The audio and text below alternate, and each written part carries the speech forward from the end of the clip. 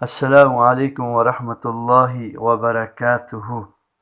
معزز سامعین و ناظرین، امید ہے آپ سب خیر و عافیت، ایمان، صحت اور سلامتی کے ساتھ ہوں گے۔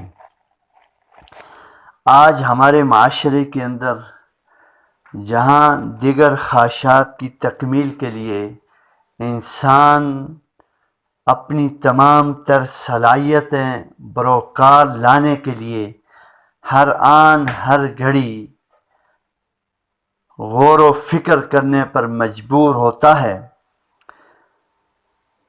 اب ہمارے اوپر ایک ایسا مہینہ آنے والا ہے جس کو ذو الحجہ کہتے ہیں۔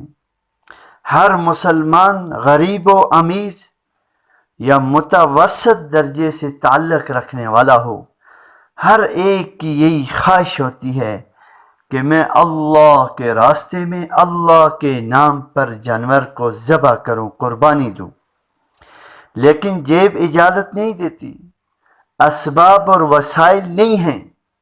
کیا کیا جائے؟ بچے والدین سے ضد کرنے پر مجبور ہیں کہ فلاں محلے کے ہمارے دوست اور ان کے والدین اور ہمارے پڑوسیوں نے جانور لایا ہے، چھوٹا ہے یا بڑا ہے، وہ قربانی کرنا چاہتے ہیں، لیکن بابا جان آپ ابھی تک جانور نہیں لائے، آخر کیا وجہ ہے؟ کیا ہم مسلمان نہیں؟ کیا اللہ ہمارا رب نہیں ہے؟ کیا ان کو دے سکتا ہمیں نہیں دے سکتا؟ یہ بچوں کے چپتے ہوئے سوالات ہوتے ہیں جو دل کو ہلا کر رکھ دینے والے ہیں۔ تو معزز سامعین و ناظرین، اور خصوصاً ہماری وہ مائیں بہنیں بیٹیاں جو اس فکر میں پریشان ہیں کہ ہمارے بچے عید کی خوشیوں میں اس قربانی جیسے عظیم عمل میں دوسرے بچوں کے ساتھ کیسے خوش رہیں، تو میں آج آپ کے سامنے الحمدللہ ثم الحمدللہ ایک ایسا عمل، وظیفہ جس کے کرنے کی وجہ سے اللہ اسباب کھول دیں گے، ایسے اسباب کے دروازے کھول دیں گے کہ انسان کا وہم و گمان بھی نہیں ہو سکتا، کیونکہ نیکی کرنے کی توفیق اللہ ہی دیتے ہیں۔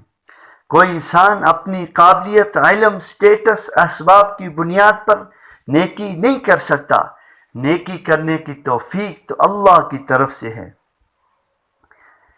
تو اس لیے ہم نے اللہ سے مانگنا ہے، تو اس کے لیے وظیفہ اور عمل توجہ کے ساتھ سنیں کہ روزانہ کی بنیاد پر ہم فرائض اللہ کے حکم جو پنجگانہ نماز ہے اس کو ادا کرنے والے ہوں، اور فجر یا عشاء یا عصر، ان تین نمازوں میں سے کسی ایک نماز کو مختص کر لیں۔ اس کے بعد 41 مرتبہ 41 ٹائم سورہ کوثر، قرآن کی انتہائی مختصر سب سے چھوٹی سورت، انا اعطیناک الکوثر، اس کو اول اور آخر درود ابراہیمی کے ساتھ پڑھ کے اپنی جو جمع پونجی ہے، جو اپنے اسباب ہیں، جو زر ہے، اس کے اوپر دم کر دیں۔ قربانی کے لیے جو وسائل بروکار لانے کی آپ کوشش کر رہے ہیں، جو پیسے آپ کے پاس گھر میں موجود ہیں، ان پر 41 مرتبہ یہ 7 دن عمل کریں، انشاءاللہ العزیز اللہ تبارک تعالی ایسے اسباب پیدا کریں گے کہ آپ قربانی دینے کے قابل ہو جائیں گے، اور آپ کے بچے دوسروں کی خوشیوں میں شریک ہوں گے۔ تو اس لیے معزز سامعین و ناظرین، یہ ساری چیزیں اسی وقت کام آئیں گی، فائدہ دیں گی، جب اللہ کی ذات پر کامل یقین ہو، اور حضور نبی کریم صلی اللہ علیہ وسلم کے احسانات کو سامنے رکھتے ہوئے آپ پر کثرت کے ساتھ درود پڑھنا، ابراہیم علیہ الصلوۃ والسلام سے کتنا بڑا امتحان لیا گیا، اپنے لخت جگر کو ذبح کرنا، لیکن آنکھ جھپکنے کے برابر بھی انہوں نے تاخیر نہیں کی، لبیک اللہم لبیک کہا۔ اللہ نے اس لخت جگر سے کے بدلے میں جنت سے ایک مینڈا بھیجا۔